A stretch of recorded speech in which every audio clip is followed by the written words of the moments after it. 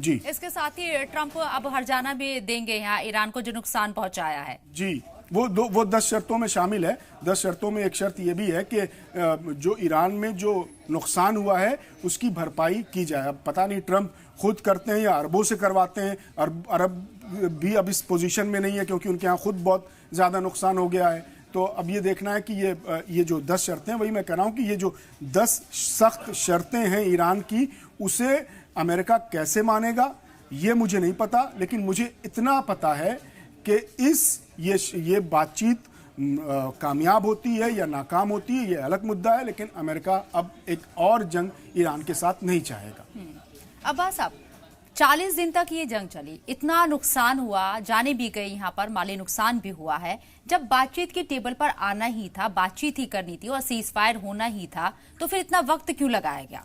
क्या लगता है आपको? जी बिल्कुल, देखिए बातचीत पिछले 1 साल से चल रही है। पिछले जून में जो 12 जून को जो अटैक्स हुए थे, उससे पहले भी 6 राउंड की बातचीत चल रही थी। और जब ईरान के अंदर ये मैसेज है वहाँ की पॉलिटिकल लीडरशिप में, वहाँ की मिलिट्री लीडरशिप में, कि अब बातचीत का कोई मतलब नहीं रह गया है। क्योंकि जब अमेरिका ने बातचीत की है, बातचीत के दौरान ही उसने अटैक्स शुरू किए हैं। अब चूंकि ट्रंप का ये एक तरफा सीज फायर था और इंटरनेशनल प्रेशर था, चूंकि ईरान के भी अलाइज हैं, ईरान की भी लॉबी है, वहाँ चाइना इन्वॉल्व था, वहाँ ओमान बातचीत में इन्वॉल्व था, टर्की इस जंग में ईरान के इस मसले पे इस बार पॉजिटिव रोल प्ले कर रहा था, रशिया वहाँ इन्वॉल्व था। तो हो सकता है कि बैक चैनल से ईरान से ये कहा गया हो कि अब ये एक तरफा बातचीत है, 40 दिन हो गए हैं और अब बातचीत के टेबल पर आए, इसीलिए ईरान ने बहुत सख्त शर्तें लगाई हैं। तो बातचीत की जबान अमेरिका को ये लग रहा था ना कि अमेरिका सुपर पावर है, वो जिसे चाहेगा अपनी बात अपने थोप देगा, वो चाहेगा तो सद्दाम को का तख्ता पलट के फांसी पे चढ़वा देगा, वो लीबिया में बागियों से गद्दाफी को मरवा देगा, वो वेनेजुएला में मदुरै को उठवा लाएगा। तो ये अमेरिका का ये अपना एक धंधा है कि दूसरे मुल्क में जाओ और उस मुल्क में घुसो, उस मुल्क के रिसोर्सेज पर हमला करो, वहाँ तख्ता पलट करो और आवाम को आपस में लड़वा दो। तो ये अमेरिका का ये जो धंधा है, अमेरिका की ये जो तानाशाही और दादागिरी है, वो ईरान में नाकाम हो गई है। और अब फिर बातचीत के लिए बार बार, इसीलिए शुरुआत में ही शायद अमेरिका को एहसास हो गया होगा। 1 हफ्ते के बाद ही अमेरिका की तरफ से, ट्रंप की तरफ से बार बार ट्रुथ पर पोस्ट हो रहा था, अमेरिका की तरफ से बयान आ रहे थे कि बातचीत ज़रूरी है, मसले का हल बातचीत से निकलेगा। मीडिएटर्स जो थे उनके ज़रिए भी बातचीत का माहौल बनाया जा रहा था। लेकिन ईरान के अंदर ये मैसेज था कि जब हमने बातचीत की है तो हमें धोखा मिला है, जब भी बात हुई है। लेकिन आखिरकार इंटरनेशनल प्रेशर पड़ा होगा, ईरानियन जो अलाइज हैं उनका भी सलाह मशवरा रहा होगा, ईरानी जो अथॉरिटीज़ हैं, सुप्रीम लीडर्स की जो नेशनल सिक्योरिटी काउंसिल है, उस तक ये मैसेज गया होगा कि बातचीत एक बार फिर करके देखिए।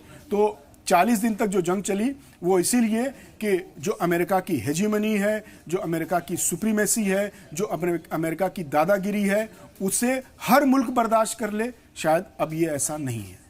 जी अब्बास, आपको क्या लगता है, तारीख में एक पहलू ये भी जुड़ गया है, अमेरिका ने जहां जहां इस तरीके की हरकतें की हैं या कब्जा करने की कोशिश की है, मुल्क को बर्बाद करने की कोशिश की, मुंह की खाई है, और ईरान के साथ भी अब ये तारीख में जुड़ गया है उसके साथ।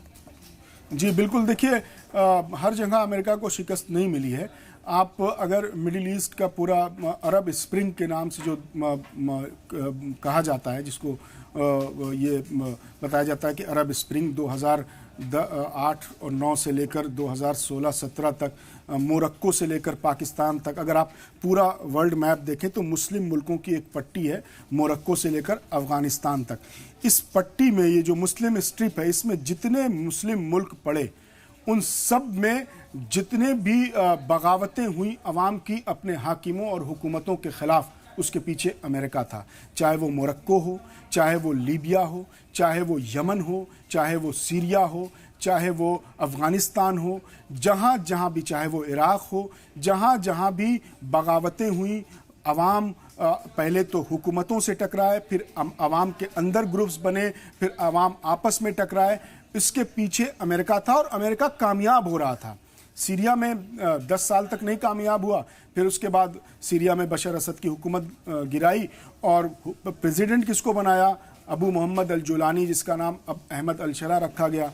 अब अबू मोहम्मद अल जुलानी कौन है? ये 10 साल तक अलकायदा ISIS का टेररिस्ट रहा है। फिर इस पर खुद अमेरिका ने $10 मिलियन का इनाम रखा था। फिर बशर असद का जब तख्ता पलटा तो उसके सर से इनाम हटाया और उसको सीरिया के प्रेसिडेंट बना दिया। ये अमेरिका की दोहरी पॉलिसी है टेररिज्म को लेकर। फिर इराक़ में आप गए, इराक़ में आपने सद्दाम का तख्ता पलटा। फिर आप लीबिया में गए, लीबिया के लोगों को में गद्दाफ़ी के ख़िलाफ़ लीबिया के लोगों को खड़ा किया, गद्दाफ़ी का तख्ता पलटा। आज लीबिया के लोग उस पर अफसोस कर रहे हैं। इसी तरह से जो यमन है, यमन में आपने 2015 में 35 मुस्लिम मुल्कों का इत्तेहाद कराया और कहा कि आप अटैक्स कीजिए और 1 महीने के अंदर यमन फतह कर लीजिए, लेकिन यमन नहीं फतह कर पाए। और उसका नतीजा ये हुआ कि यमन में हौसी मिलिशिया, जिसे अंसारुल्लाह कहते हैं, अब्दुल मलिक अल हौसी की लीडरशिप में हौसी मिलिशिया बड़ी तादाद में खड़ी हो और अब उसके पास मिसाइल्स हैं, ड्रोन्स हैं, वो एक रेगुलर आर्मी की तरह लड़ रही है। तो वहाँ पे भी वहाँ भी अब्दुल्ला सालेह को आपने गिराया, होस्नी मुबारक को मिस्र में गिराया। हर एक के पीछे अमेरिका था और अमेरिका ने तख्ता पलट करवाया और अवाम को लड़वाया। वो आज तक लड़ रहे हैं।